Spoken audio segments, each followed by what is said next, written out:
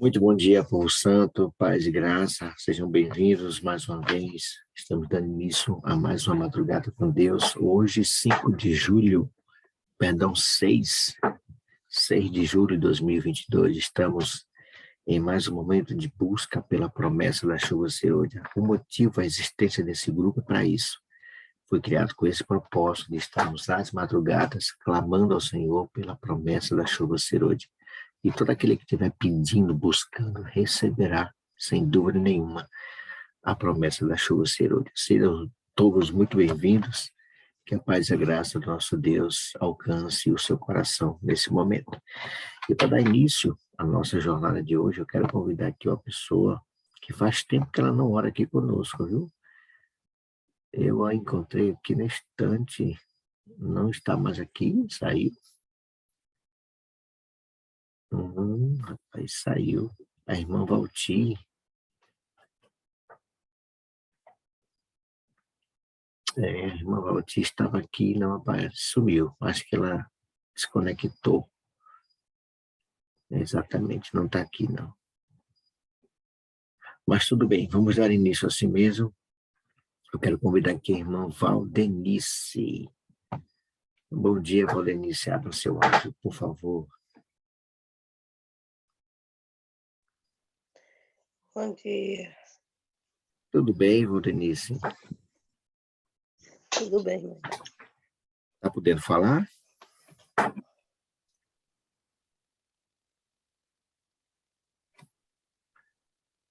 Valdenice?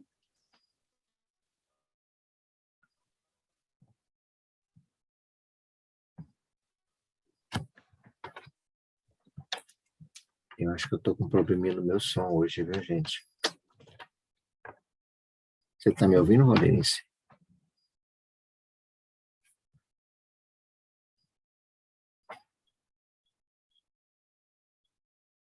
Eu acho que não.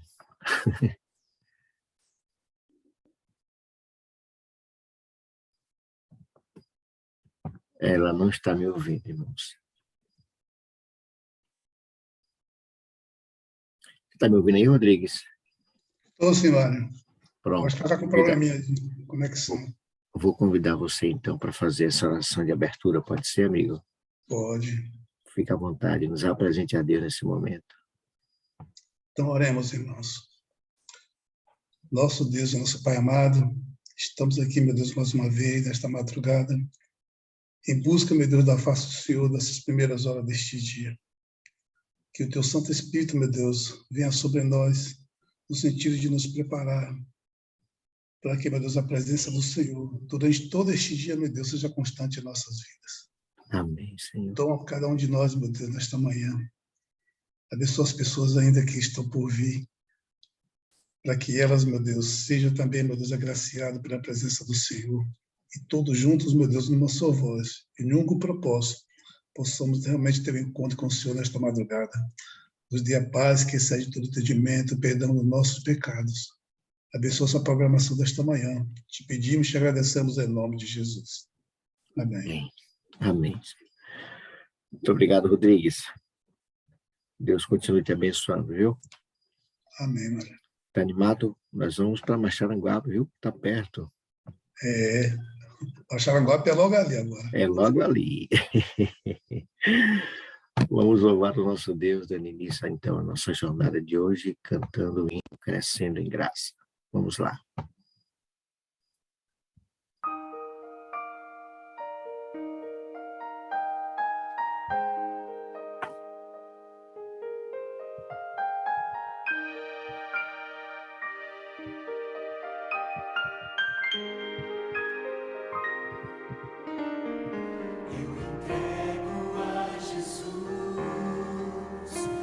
Caprichos pessoais, as vontades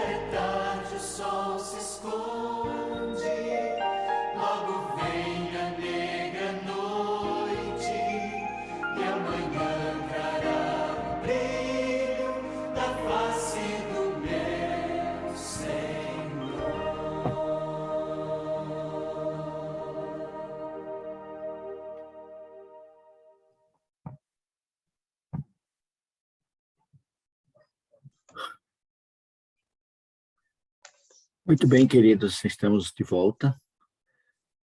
Hoje eu não entrei na sala simultânea. Ontem eu participei, hoje não entrei, fiquei de fora. Mais uma vez eu não consegui entrar. Deixa quieto. Vou ver se a gente consegue. Eu não sei se é por algum problema no aplicativo, não sei. Eu sei que hoje eu não consegui acessar a sala simultânea, mas eu espero que vocês tenham aproveitado esses momentos aí e realmente tenham feito suas petições, seu clamor ao Senhor, porque Ele com certeza ouviu e há de responder. Moi, deixa eu falar aqui uma coisa para vocês rapidinho antes de entrarmos no nosso tema. Você está aqui conosco. Quem vai lá para Maxaranguape, coloca aí um ok, ou então bota uma mãozinha assim, ó, então levanta a mão. Quem de vocês que está aqui, desses 28 pontos, vai estar conosco lá em Maxaranguape? Nós vamos ter uma reunião, queridos, terça-feira, aliás, terça-feira, né, 7 horas da noite, com todos aqueles que estão inscritos na Madrugada com Deus, que vão para Maxaranguape. Precisamos passar algumas informações para vocês e tirar algumas dúvidas, ok? Então, terça-feira eu vou colocar lá no grupo, daqueles que... Nós temos um grupo, né? Do grupo que vai para Maxaranguape, para Rio Grande do Norte, e eu vou colocar lá o link, o horário. Nossa reunião vai ser terça-feira, tá bom? Para a gente conversar um pouquinho e sanar algumas dúvidas e passar algumas informações. Nós vamos nos antecipar, não vamos deixar para cima da hora, não, faltando um mês, não. Nós já vamos começar a passar orientações e informações para que você possa se organizar e quando chegar o dia está tudo tranquilo, em nome de Jesus. Nós vamos sim, Márcio. Se Deus quiser, nós estaremos lá. Muito bem, queridos, eu quero convidar aqui o meu pastor Robson, pastorzão. Você está me ouvindo aí, pastor? Estou ouvindo, Mário. Você está me ouvindo? Estamos ouvindo, sim, pastor. Pronto, estou ouvindo, Mário. É bom tê-lo aqui, meu amigo. Ontem nós Alegria falamos nossa. aqui sobre aquele capítulo de Mateus, né? Os Eu peguei reis. ainda o final. É porque eu cheguei atrasado, então quando a gente chega atrasado, a gente Pronto. chega quietinho, fica escondidinho para ninguém notar. Tem gente que quando chega atrasado, chega chamando a atenção, mas eu quando chego atrasado, quero chegar bem tranquilo ali, ficar quietinho para não incomodar os outros. Maravilha, maravilha, Mas eu ainda peguei pastor. o final da meditação. Pastor, lembra que nós falamos aqui que nós queríamos falar um pouquinho sobre a humanidade de Cristo? Sim, natureza humana de Cristo. Isso, pastor. O senhor tem ideia, pastor? Ou o senhor tem ideia, não? O senhor tem aí alguma coisa que possa nos passar? Eu andei lendo um livro aqui, pastor, que Mário, fala eu até sobre... tenho, eu só não peguei, eu não dei uma olhada, que eu falei até que ia dar uma olhada no material que eu Certo. tenho sobre o assunto, mas eu acabei não dando essa olhada, não. Entendeu? E tem um material do pastor Demóstenes, eu até falei, mencionei, né? O pastor Demóstenes escreveu um livrinho, é porque o pastor Demóstenes, ele gosta de preparar um material bem prático, né? E ele escreveu um livrinho bem pequeno sobre a humanidade de Cristo, interessante. E tem um Aí, outro autor, não sei se é o Morris Vende, não é o Morris Vende, eu acho que é o pastor... esqueci o nome dele, é um holandês, um teólogo holandês, já faleceu.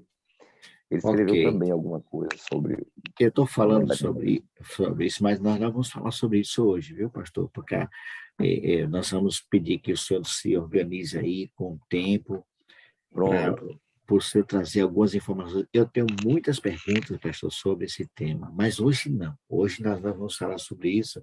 Eu gostaria muito, pastor, de falar com o senhor, ouvir do Senhor e aqueles que estão conosco.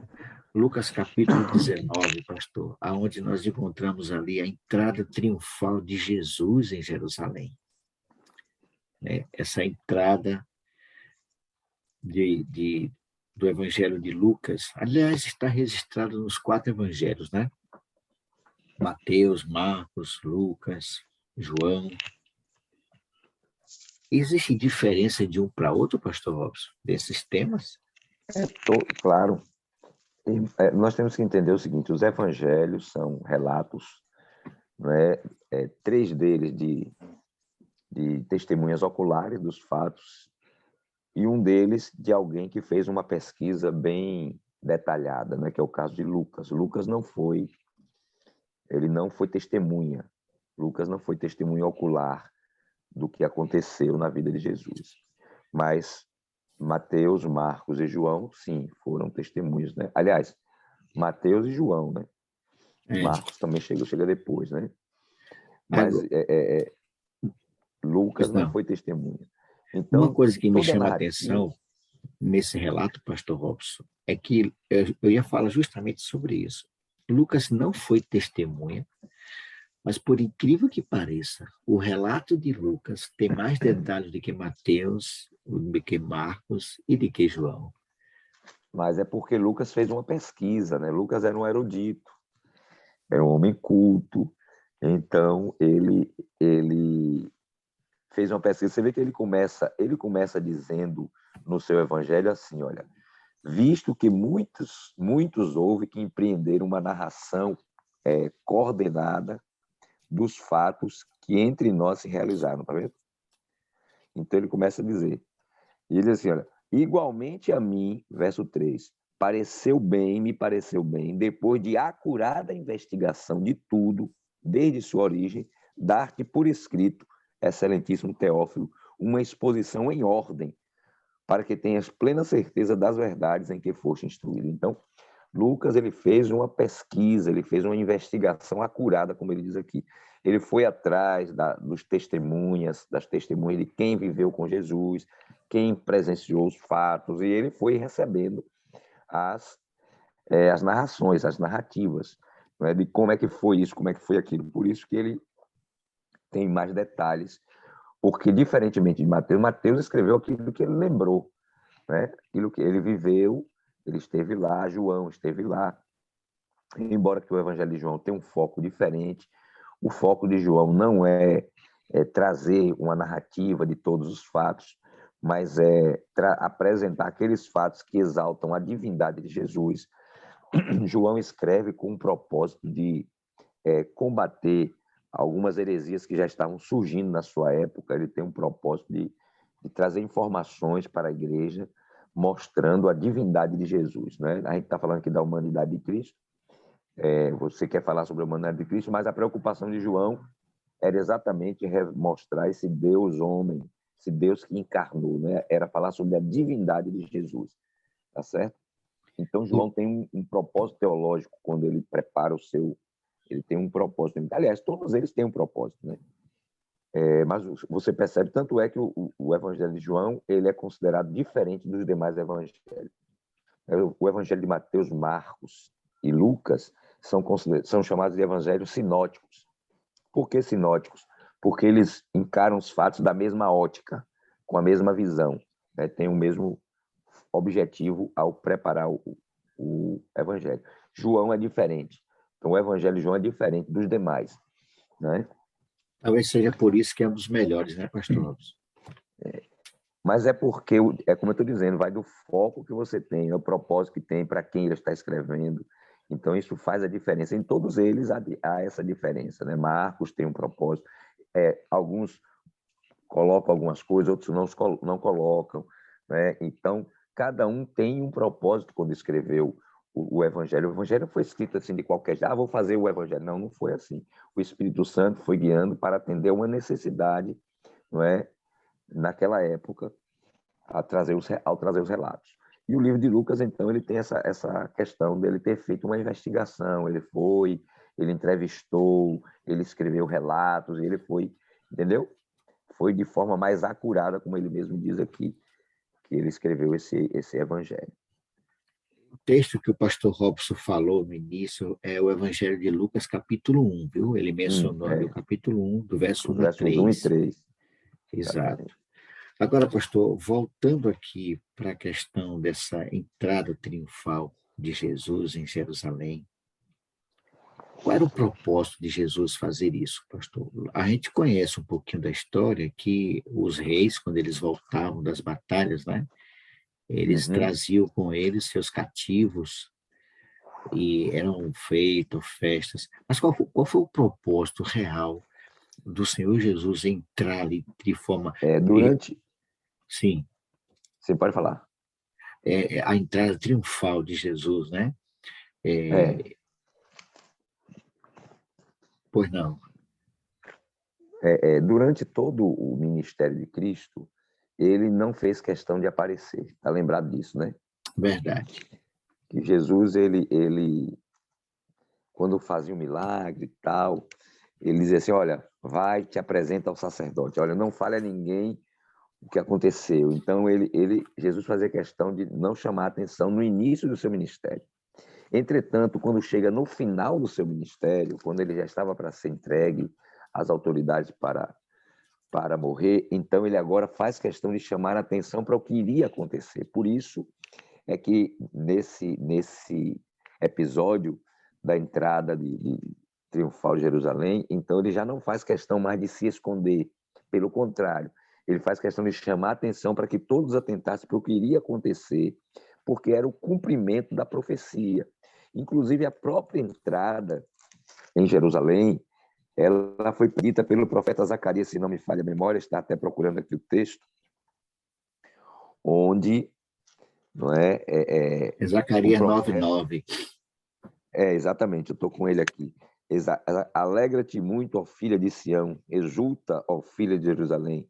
Eis aí que te vem o teu rei, justo e salvador, humilde, montado em jumento, num jumentinho, cria de jumenta. Então, exatamente Jesus, conhecendo a profecia, ele cumpre a profecia quando ele manda buscar aquele jumentinho e ele entra de forma gloriosa, triunfal, em Jerusalém. Lógico, a essa altura, Jesus já tinha feito muitas curas, muitas pessoas estavam ali, sabe, maravilhadas de tudo que tinha acontecido.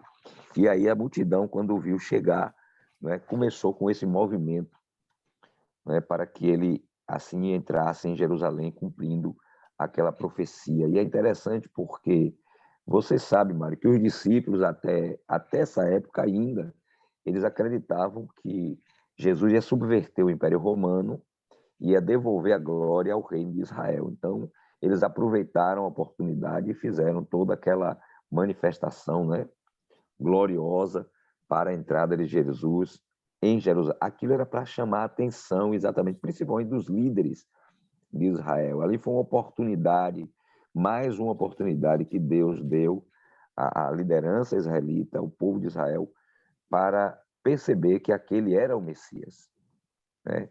Aquele era o Messias. Infelizmente, eles não aceitaram, né? Uma outra coisa, pastor Robson, nesse relato de Lucas, no Evangelho, Mateus não registra isso. Aqui, como o senhor falou, Lucas ele é detalhista. Ele fez uma pesquisa profunda antes de escrever. Nós encontramos um relato, eu, por enquanto, só encontrei 2 até agora. Se tiver mais, o senhor vai nos ajudar, onde Jesus Cristo chora. Um deles é em João, na morte, né? Não foi nem na morte de Na morte de Lázaro. Lázaro. Jesus chorou. Na morte não, ele chorou na ressurreição, né? Antes da Isso, ressurreição, quando antes ele da teve ressurreição. Mas Exato. aqui Jesus chora. Qual o O motivo lamento sobre Israel, né? O que fez Jesus chorar, pastor Robson? O que motivou tanto o coração de Cristo? Foi 3 vezes, Edson? Edson disse que foram 3 vezes que ele chorou. Aqui é a lamentação, né? É pela dureza do coração. Então, o choro de Jesus, na verdade, o choro lá no relato de João 11, né, na ressurreição de Lázaro, Jesus chora primeiro porque se compadece do povo, né, diante daquela situação, mas também pela dureza do povo de não compreender, né, a incredulidade do povo ainda era muito grande.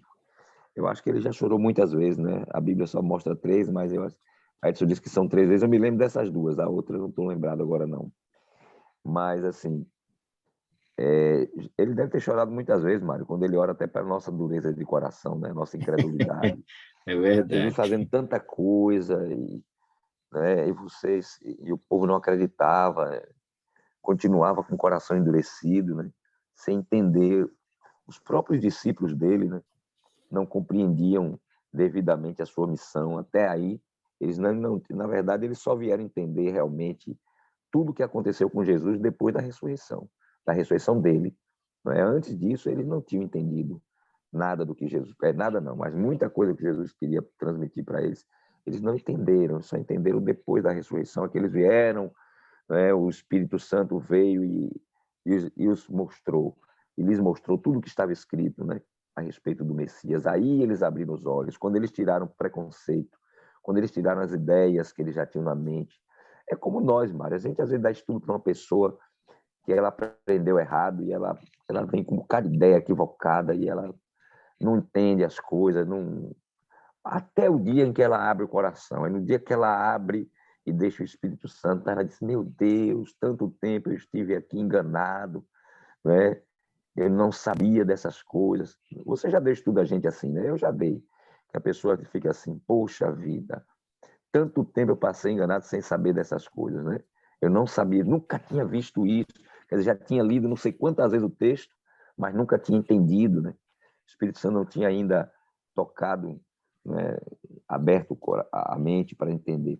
Então, assim também, eram os discípulos. Então, Jesus chorou, geralmente, pela dureza do coração do povo, né? Porque o povo era... Nós somos difíceis, Mário. Nós somos duros. O ser humano é duro. Deus se esforçando, fazendo de tudo que é possível fazer para salvar, e a gente ainda resistindo, né? Endurecendo o coração. Então, aqui o choro é sobre Jerusalém, principalmente porque Jesus tinha a visão do que ia acontecer, né, Mário? Jesus contemplava ali o ano 70, né? Ele contemplava, quando ele chega ali no Monte das Oliveiras e ele olha e vê a cidade, uma boa parte da cidade dá para ver do Monte das Oliveiras, né? E quando ele olha para aquela cidade, ele tem uma visão profética. Ele consegue ver os exércitos romanos cercando Jerusalém, ele consegue ver o templo sendo incendiado, milhares de pessoas sendo mortas ao fio da espada. Então ele consegue ver toda a tragédia que aconteceria com o seu povo. Por quê? Porque rejeitou o Messias, né? Por o haver rejeitado, né? Ou seja, Deus queria poupar Jerusalém, Israel, né, de todo esse sofrimento, né? Deus queria poupar Israel. E avisou, avisou, e avisou, e avisou. Né? Quantas vezes, disse Jesus, quantas vezes eu quis recolher os teus filhos como a galinha recolhe os pintinhos embaixo de vocês, não quiseram, né? Vocês não me ouviram. Vocês... Então, não foi fácil, né, para Jesus ele contemplar, né, Uma outra coisa, essa pastor, que me chama a tragédia. atenção, apenas Lucas tem esse registro, viu? Esse choro de Jesus. Eu estava olhando aqui nos outros evangelhos, não tem esse relato aqui. Quer dizer, eu não vi ainda, né? Se tem, eu não vi. Uma coisa que me chama a atenção, pastor Robson, essa multidão que aqui estava, não era uma multidão pequena, porque era um período festivo ali em Jerusalém, não é isso? Exato, Essas mesmas pessoas que estavam ali gritando, bendito que vem em nome do Senhor, hosana nas alturas, né? Será que foram as mesmas que gritaram crucifica, pastor? Eu creio que não, Mário. Talvez alguns deles tenham feito isso, mas a grande maioria não. Eu creio que não. Inclusive, eu li um relato essa semana, acho que da irmã White, uma citação. Agora eu não me recordo o texto que eu li, onde fala que aquelas pessoas que foram curadas por Jesus, elas não participaram daqueles que gritaram crucificam, crucificam, né? Mas com certeza muitos daqueles que foram no oba-oba, né? Aqueles que apenas aproveitaram o momento em que todo mundo estava fazendo a mesma coisa, aqueles que vão sem saber o que estão fazendo lá, né? Aquela turma da Maria vai com as outras, né? Tá todo mundo vai gritando, vou gritar também. Então, talvez alguns desses tenham participado. A Bíblia não traz para nós assim quem foi que participou lá, mas eu creio que aqueles que foram alcançados pela graça de Jesus, né? Eles não participaram lá do crucificam, né? Isso me lembrou, o senhor falou de Maria com as outras, me lembrou de uma situação de uma irmãzinha. Ela é leiga, ela está bem doentinha, mas ela já tem muitos anos de evangelho. E teve uma passeata na igreja sobre aquele movimento, pastor, do passado que a gente fazia, né? Campanha contra o tabagismo, contra o alcoolismo. Às vezes tinha um Uhum. cigarro enorme, né? A gente saía caminhando pelas ruas com a igreja, convidando as pessoas a parar de fumar, de beber. E tinha uma irmãzinha que ela não entendia o que o povo estava gritando, e ela começou a gritar. Mas só que ela gritava errado. O grito era assim: pare de fumar, pare de beber, não, pare de fumar, pare de beber. Se você não parar, você vai morrer. Ela gritava o contrário. Até que alguém chamou a atenção dela e disse: "Mas está errado." Ela gritava: pare de fumar, pare de beber. Se você parar, você vai morrer. Ela falava o contrário, né? Aí foi quando alguém chamou a atenção dela. Mas veja, pastor, nesse caso aqui de Jerusalém, essa entrada triunfal, isso tem uma figura representativa para o futuro, pastor, quando Jesus Cristo voltar. Eu ouvi alguém falando que, assim como havia essa multidão que aclamava, havia também aqueles que desfaziam, por exemplo, os judeus, né, os líderes, diziam: olha, Os os fariseus, fariseus eles, claro, eles ficavam indignados, repreendiam. né? Inclusive criticaram, né? Aqueles que estavam, olha aí, todo mundo vai após ele, né? E estavam revoltados porque eles viam a sua popularidade cair, porque o povo seguia Cristo, né? Um grande medo deles era perder a sua posição, né? A posição que ocupavam como líderes da nação diante do povo, diante de Roma. Então, eles tinham essa preocupação de perder a posição. Eles não estavam preocupados com o que a palavra de Deus diz, mas preocupados com os benefícios que eles tinham pela posição que ocupavam, e eles tinham um receio, né, de que Cristo tomasse deles isso aí. Então, por isso, eles criticavam, eles estavam cegos, eles não conseguiam perceber o cumprimento da profecia, né? Jesus, por outro lado, estava cumprindo a profecia. Jesus conhecia a profecia, sabia o que ele tinha que fazer e estava cumprindo a profecia. E o povo estava despertando e muitos creram exatamente por verem em Cristo o cumprimento da profecia do Messias, né? A profecia messiânica. Mas como nação, o povo de Israel até hoje não aceitou Jesus Cristo como sendo o Messias, até hoje, né? É mesmo, rapaz, tem essa É, resistência. como nação, o Israel não aceita Jesus, não. Eles ainda aguardam o Messias, né? Rapaz, terrível isso. Agora, só rapidinho, pastor, esse comentário me veio aqui à mente, vou fazer essa pergunta para o senhor. Esse povo, haverá uma ressurreição especial? Será que todos esses líderes se perderam, pastor? A gente não tem ideia, né? Mas será Não, eu que... creio que não, porque a Bíblia diz, logo no começo do livro de Atos, você encontra ali os relatos de que muitos sacerdotes e fariseus creram, muitos líderes creram, Mário, depois que aconteceu tudo isso aí, você tem muitos líderes que se converteram. Olha, você tem logo no exemplo aí, na morte de Jesus, a história de José de Arimateia e Nicodemos, que eram fariseus, que faziam parte dessa cúpula que governava a nação, né, do ponto de vista eclesiástico, né? Eles não governavam civilmente, porque eles estavam sob o Império Romano, mas eles exerciam autoridade sobre o povo pela questão religiosa, né? Então, eles eram os líderes da nação e muitos deles se converteram. Você tem um exemplo, o próprio exemplo de Paulo. Paulo também fazia parte desse grupo, né? Paulo era fariseu. Então, você tem muitos deles, e a Bíblia diz isso no livro de Atos, você vai encontrar várias vezes assim, e muitos dos sacerdotes e líderes aceitaram a fé, né? Creram. Então, muitos deles se converteram.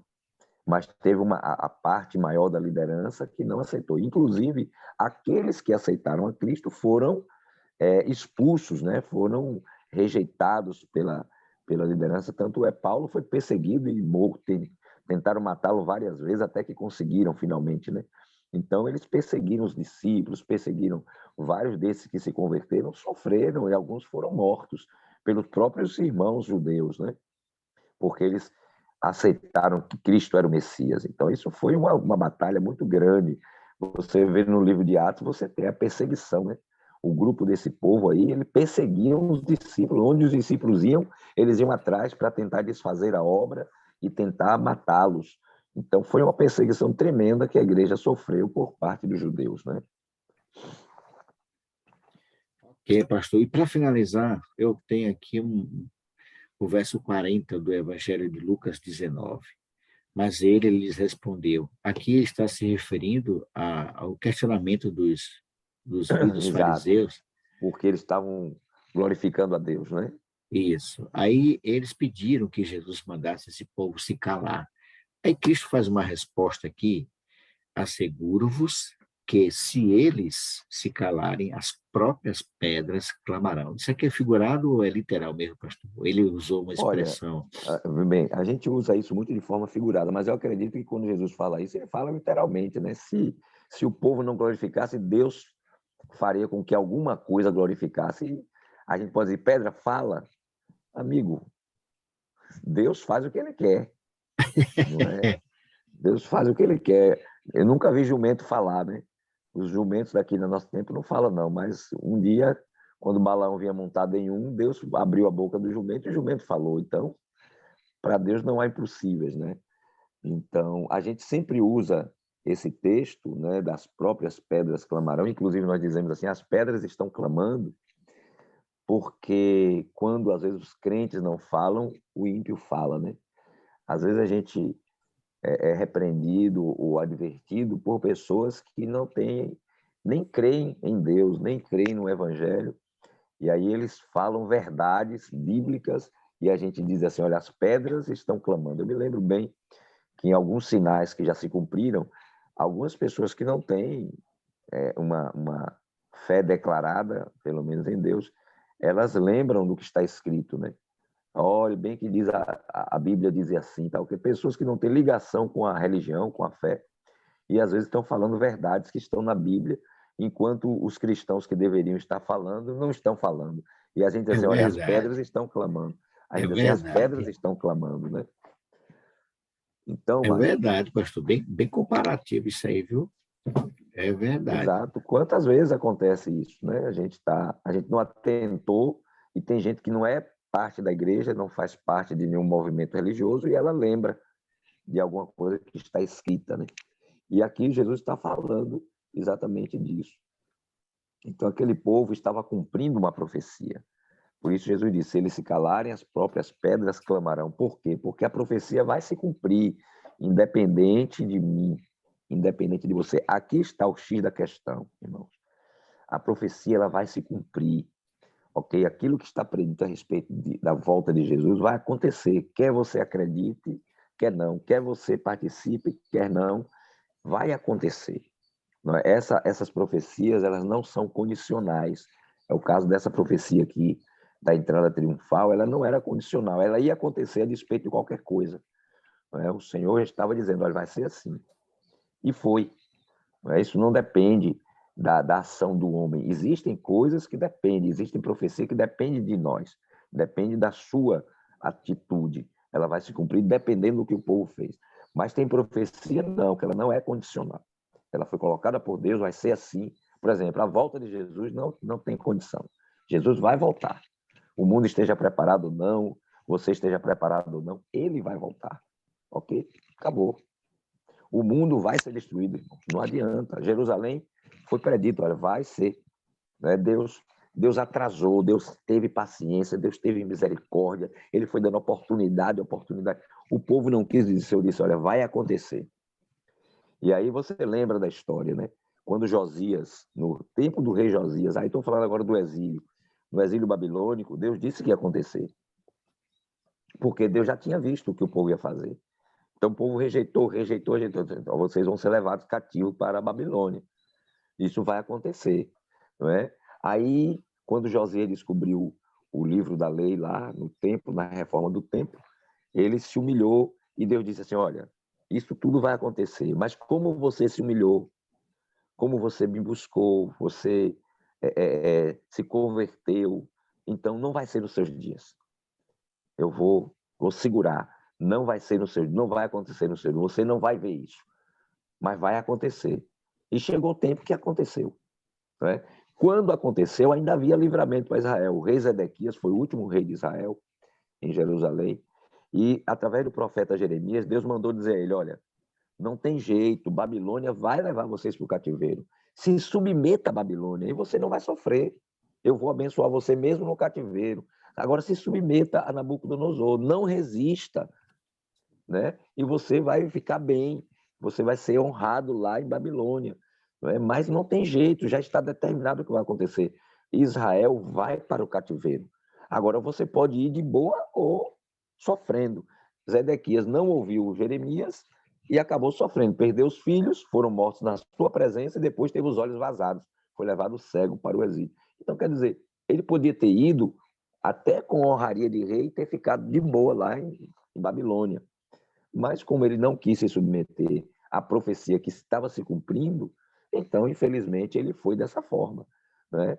Foi humilhado, foi maltratado e foi cego para o exílio.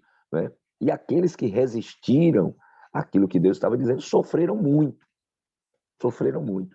Mas sofreram por quê? Porque não quiseram dar ouvidos à voz da palavra de Deus. Deus disse, olha, vão para a Babilônia, o rei vai levar vocês para lá, e lá vocês vão prosperar. Eu vou abençoar vocês mesmo em Babilônia. Não é? Depois eu vou tirar vocês de lá e vou trazer de volta, mas vocês vão passar por essa experiência. Ok? Então, tem coisas que já estão preditas, Mário. Vai acontecer. Então, seremos perseguidos, Mário. Nós sabemos disso. Seremos sacudidos. Nós também sabemos disso. Que todos seremos sacudidos. Mas aquele que se apegar com fé ao Senhor, ele vai passar pela tribulação, ele vai passar pelo sofrimento, mas vai permanecer. Vai permanecer. Aqui está a diferença. Ele vai permanecer. Mas aqueles que não ouvirem a voz de Deus, que não clamarem, não buscarem, não é, a presença do Senhor na sua vida, infelizmente, eles vão se perder. Deus não quer que seja assim, mas ele já avisou o que vai acontecer. Nós já sabemos como vai ser o desfecho final da história. Cabe a nós nos submetermos a Deus, né, e permitirmos que Ele cumpra a sua vontade na nossa vida. Ok? Nos colocarmos nas mãos do Senhor. Diga, João. João ia falando aí. Eu não sei se a imagem, como é que está, como o computador deu um probleminha aqui, mas é o Clisó, né, pastor? O Clisó daquele povo era a Babilônia, né, pastor? Exatamente, exatamente, João. Bem lembrado, nós estamos estudando aí sobre provados pelo fogo, né? Isso. E o crisol é aquele recipiente onde as coisas são provadas, são testadas. Então, o povo foi levado. Você acredita que todos estavam apostatados? Não. Ali havia gente que sofreu, não tinha culpa, não. A nação foi levada e tinha muita gente ali que era justa, era correta, estava fazendo a vontade de Deus, mas sofreu junto com a nação. Olha, Daniel, né? Daniel foi levado para a corte babilônica, mas Daniel era um homem de Deus, né? Era uma pessoa que justa, né? A Bíblia dá testemunho de Daniel, mas ele sofreu junto com os outros, mas se submeteu a Deus, deixou que Deus guiasse a vida dele, né? E está descansando, aguardando para receber o seu galardão, né?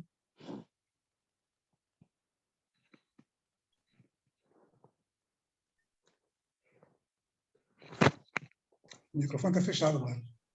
Meu áudio estava fechado. O ponto crucial dessa reflexão de hoje, pastor, é justamente isso que o senhor acabou de falar aí. A profecia, quando o Senhor manda buscar aquele jumento que está, ele ainda deu detalhes, olha, está amarrado, se alguém perguntar quem pediu, por que estão soltando. Interessante que o texto diz, para se cumprir a profecia. Então, exatamente. O tema central desse tema não é o choro de Jesus, que é importante, não é a rejeição, não é as pedras que clamarão, mas o ponto, o cerne para mim, pastor, nesse ponto desse tema de hoje, é exatamente para se cumprir aquilo que havia sido dito pelo Senhor. Chamando a atenção para nós, o senhor foi muito feliz nesse comentário, né? Pronto, nós estamos conectados com o mesmo pensamento, porque a Mário. ideia, pastor, é deixar claro que tudo que o Senhor Jesus Cristo falou vai se cumprir, pastor. Essa é a ideia. Pronto. E eu quero chamar a atenção de uma coisa. Eu vejo aí, acontecendo essa pandemia, de muitos irmãos ficarem desesperados, ficarem angustiados, entrando em depressão, se trancando em casa, com medo de sair na rua.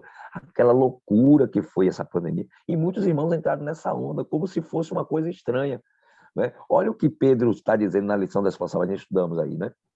Irmãos, não se surpreendam, né, com o fogo que surge no meio de vós, né? Então, veja, como é que a gente conhece a profecia e acontece uma crise dessa e o povo fica desesperado e muitos até apostataram da fé? Entendeu? Quer dizer, você passa pela prova, né? Tem que fazer igual aquela música, é passando pela prova dando glória a Deus, né? Tem que ser passando pela prova dando glória a Deus. Irmão, está escrito, não adianta você se espantar e ficar desesperado, porque vai acontecer, exatamente, Márcio. É destinado a nos provar, né? Faz parte do processo de purificação, faz parte do processo de preparo para a crise final. Agora, imagine, se diante de uma crise desse, não foi tão pequena assim, mas não foi ainda, não é a crise final, não é a grande tribulação. Se diante de uma crise dessa a gente já sucumbe, a gente já cai, imagine quando chegar o momento de uma prova que você tiver que largar tudo para fugir desesperado, sair, abandonar tudo para sair embrenhando nas matas aí, como é que vai ser? Não é? Então nós temos que estar cientes de que a profecia ela vai se cumprir.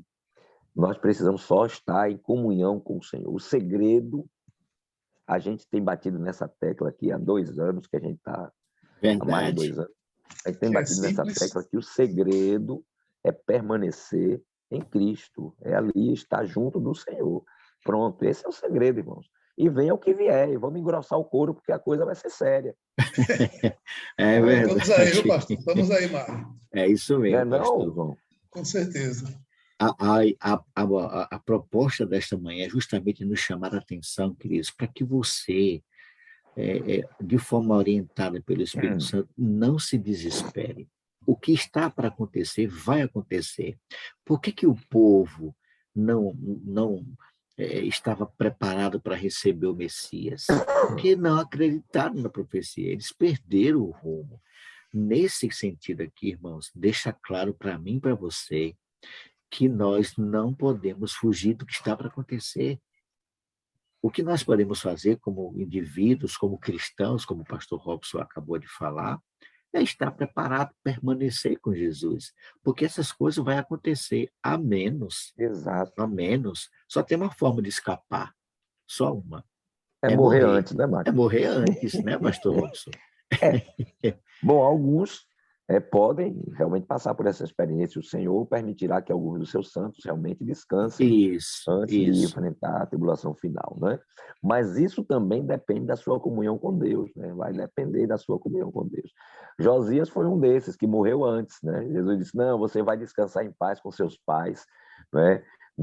Não vai acontecer nos seus dias. Fique tranquilo que você vai morrer antes.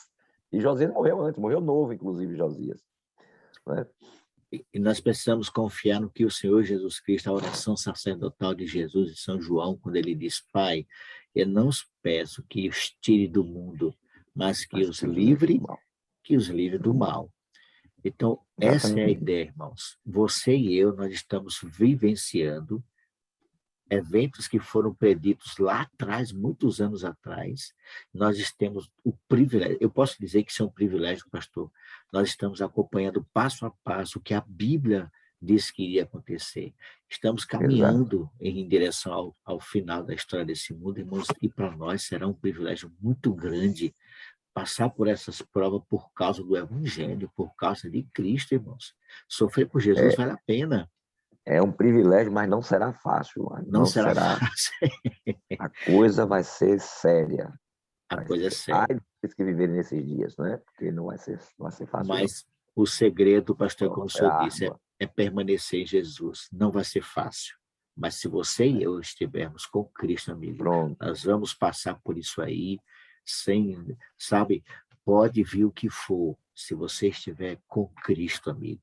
Não tenha medo. Olha, eu digo assim, Mário, vai passar pela prova, mas vai ver muitos milagres.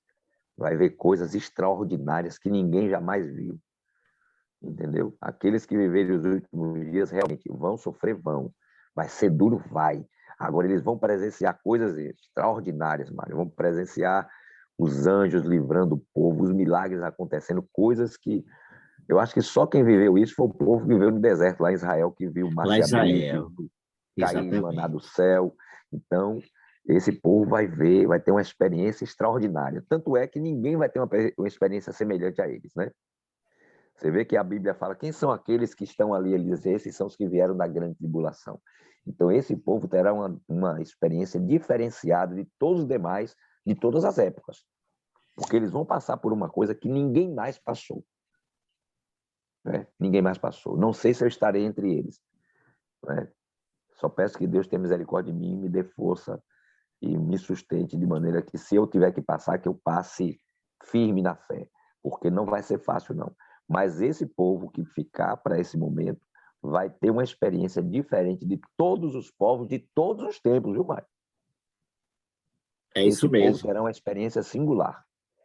Amém, pastor. Esse foi a proposta do tema dessa madrugada, que é justamente nos fazer conscientizar de que o que está escrito vai acontecer, nenhum de nós vamos fugir disso. O segredo, queridos irmãos e amigos, é permanecer ao lado do Senhor. Esteja onde Jesus está, porque lá você e eu estaremos seguros, nas mãos desse Deus maravilhoso. Nós estaremos seguros. Pastor Robson, muito obrigado mais uma vez. Nos trouxe grande esclarecimento sobre esse assunto e nos ajudou a crescer um pouco mais na graça e no conhecimento do nosso Deus. Por isso, nós vamos encerrar Mário, cantando. Pois não, pastor antes de Robson? você cantar um hino, eu queria lembrar daquela citação da irmã White, onde ela diz assim, nada temos a temer quanto ao futuro, Sim. a menos que nos esqueçamos a maneira como Deus nos guiou até aqui. Então não temos que Amém, temer, pastor. irmão. Se a gente lembrar de como Deus tem guiado o seu povo até aqui, não há o que temer Amém. quanto ao futuro. Né? Amém. Não há o que temer, pastor. Não há o que temer. Pode vir o que for. Eu me lembro de uma fala sua aqui, pastor.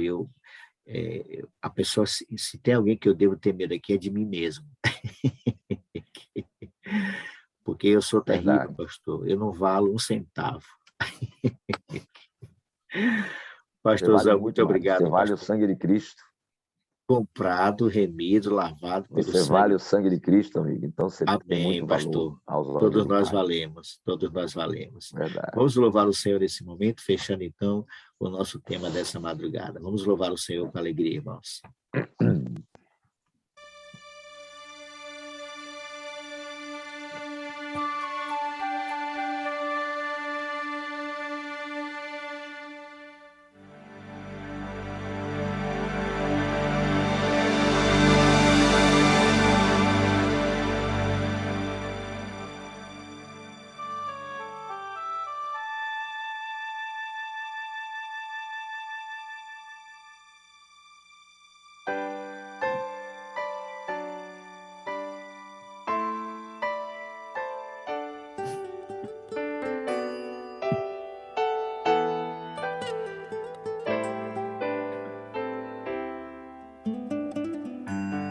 Eu só quero estar onde estás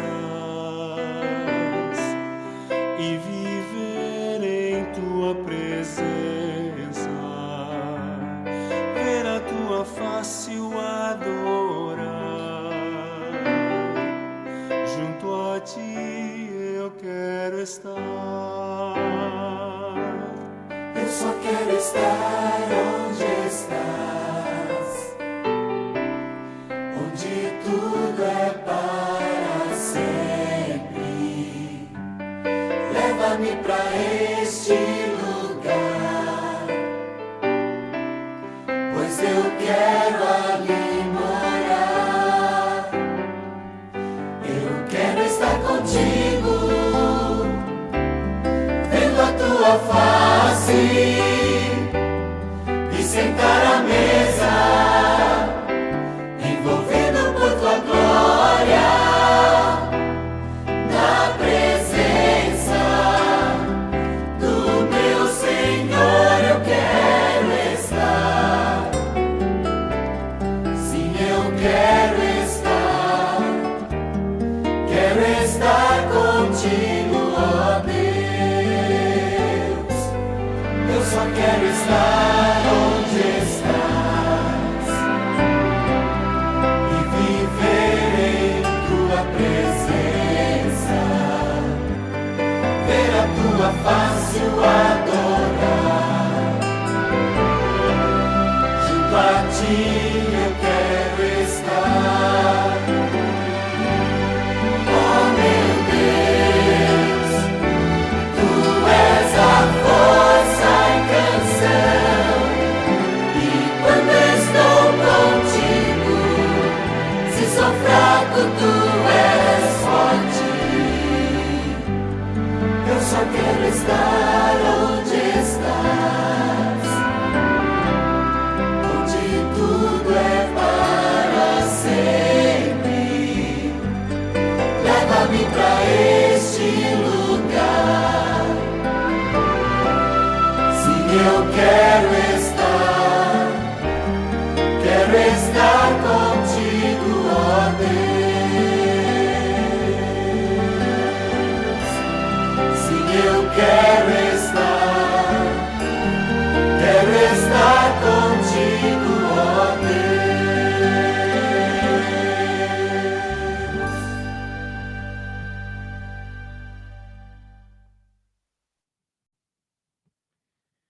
Que essa seja a nossa oração, permanecer sempre com o Senhor Jesus Cristo. Ao lado dele, queridos, nós estaremos seguros, sem dúvida nenhuma, estaremos, com certeza, chegaremos ao final tranquilos e remidos, comprados, lavados, salvos, preparados para a eternidade.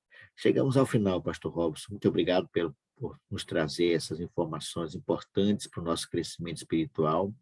Queridos, a gente não combina nada aqui. O único tema que eu pedi ao pastor Robson que preparasse para nós é sobre a humanidade de Cristo. Quando ele vem para aqui, ele não sabe nem do que é que eu vou falar aqui. Mas ele tem sido um instrumento de Deus, tem nos ajudado, tem nos trazido orientações, informações muito importantes para nos ajudar a crescer e fortalecer a nossa fé. Lembre-se sempre, meus queridos irmãos, que eu estou orando por você. Você ora por mim e o nosso Deus agirá sempre por cada um de nós. Pastor Robson, muito obrigado, viu? Amanhã, pastor, nós estaremos numa vigília, né? Não teremos aqui a madrugada com Deus. Amanhã será a vigília do MASC, às 2h30 da manhã. Muito obrigado pela sua participação. Pastor Robson, nos apresente a Deus em oração nesse momento, amigo. Vamos orar então. Nós louvamos o teu nome, nosso Deus, por tua graça, misericórdia em nossa vida, e porque a tua palavra, ela desvenda diante dos nossos olhos o futuro. Nós já sabemos as coisas que vão acontecer. O Senhor já revelou, através da Escritura, do Espírito de Profecia, como será o desfecho final da história deste mundo. É claro que nós não sabemos detalhes, mas, de forma geral, nós temos a visão do que vai acontecer até que Jesus volte para nos buscar. Amém. Portanto, Senhor, ajuda-nos a confiar na tua palavra e saber que em tuas mãos nós estamos seguros. Não precisamos temer o futuro, porque o futuro está em tuas mãos. Amém. O nosso futuro é o Senhor. E enquanto o nosso futuro for o Senhor, ele está garantido. Portanto, Senhor, ajuda-nos a ser perseverantes em permanecer ao teu lado.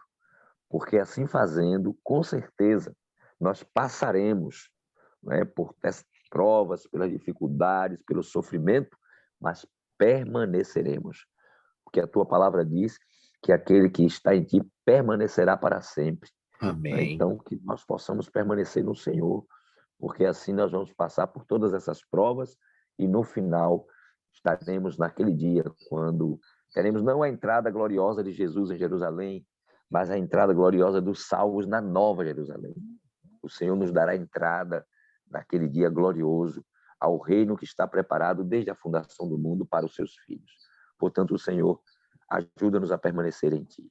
Que a cada dia busquemos esta comunhão através da oração, do estudo da palavra, do conhecimento das Tuas verdades, para que assim a nossa fé esteja fundamentada em Tua palavra e seja inabalável.